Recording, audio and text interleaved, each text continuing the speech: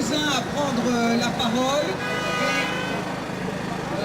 Et je vais d'abord la donner à Éric Chambenois. Le paparazzi là. Prendre la parole, qui est assistant parlementaire de Halima Boumedienne, qui est en ce moment à Bangkok et qui lui a demandé de prendre la parole en son nom, puisque Halima est la première des 19 signataires du manifeste BDS pour boycott des investissements sanctions.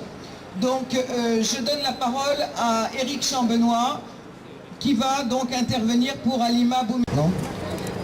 Bonjour à toutes et à tous. Je regrette de ne pouvoir être parmi vous aujourd'hui car je suis retenu à Bangkok où je représente les parlementaires français à la session annuelle de l'Union interparlementaire et notamment au Comité des droits de l'homme où je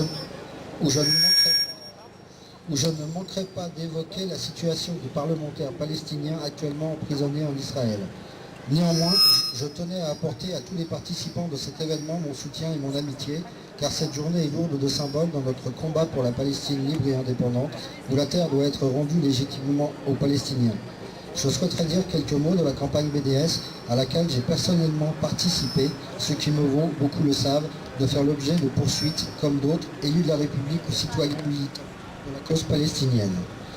Je souhaite rappeler que l'opération BDS a pour objet d'obtenir le retrait de la vente de tous les produits commercialisés en Europe, notamment par Agrexco Carmel, à Carrefour, mais pas seulement. Sous l'étiquetage indiquant comme origine Israël, certes, ces produits viennent d'Israël, mais aussi des territoires occupés, donc accaparés illégalement par Israël. On pourrait dire volés aux Palestiniens.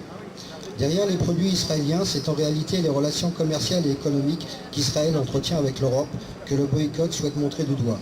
Parce qu'Israël ne respecte pas ses obligations internationales et européennes, ni même les engagements qu'il a signés, où il s'engage lui-même au respect des droits. Le rapport Goldstone vient conforter ce que nous savions tous. Israël a commis des crimes contre l'humanité lors de l'opération Plomb Durci. Il convient aujourd'hui d'utiliser tous les moyens à disposition des États et des citoyens pour signifier à Israël le rejet de sa politique de colonisation et d'élimination du peuple palestinien. L'autre objectif de ce boycott est de dénoncer le vol, le hold-up d'Israël. Rappelons que certains produits vendus comme étant d'origine israélienne sont en réalité des produits issus des palestiniennes. Ils devraient à ce titre être considérés comme des produits palestiniens dont les recettes devraient bénéficier au pays et aux agriculteurs palestiniens. Israël, ainsi, spolie non seulement les terres, mais aussi le travail et les recettes des Palestiniens déjà exploités dans les différentes infrastructures israéliennes. Comme je l'ai signalé tout à l'heure, dans les différents accords d'association, et donc aussi ceux passés entre l'Union européenne et Israël, figure une clause fondamentale, celle de l'article 2, qui prévoit que les États s'engagent au respect des droits humains et des principes démocratiques.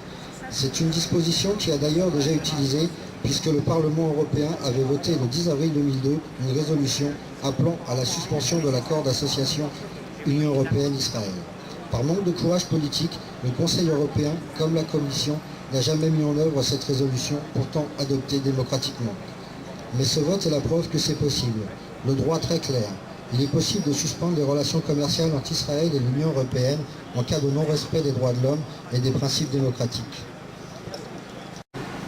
Comme il y a quelques années contre l'apartheid en Afrique du Sud, les opérations de boycott des produits israéliens ont également été organisées par un acte militant où des citoyens consommateurs indiquent clairement aux autorités israéliennes, mais aussi aux États complices, qu'ils ne cautionnent pas les violations répétées du droit international commises dans les territoires palestiniens, ni les crimes commis restés impunis jusqu'à aujourd'hui. Ainsi, ils entendent d'eux-mêmes, et à défaut pour l'Union européenne de mettre en œuvre la clause de l'article 2 des accords, mettre en œuvre directement cette clause de respect des droits humains en refusant l'impunité, donc en refusant de consommer des produits israéliens.